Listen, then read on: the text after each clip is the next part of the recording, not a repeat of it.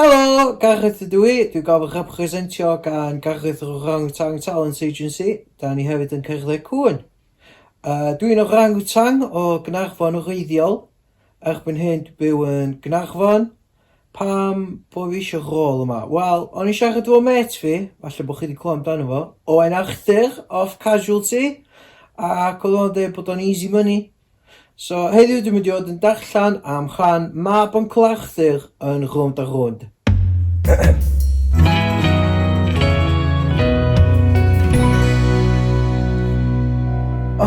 Dwi'n methu coelio'r peth, ia. Be sydd, Jason?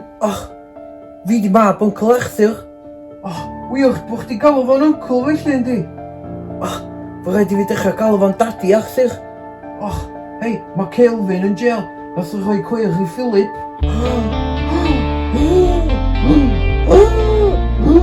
Wiolch. And scene. Diolch am wylio. Os da chi'n licio beth chi di weld, ffoniwch 9 ar y rhif yn yr e-mail. Mae ffon fi di torri, nes i taflu do at sbeidar. Edrych ymlaen i glywed gynnwch chi. Tara!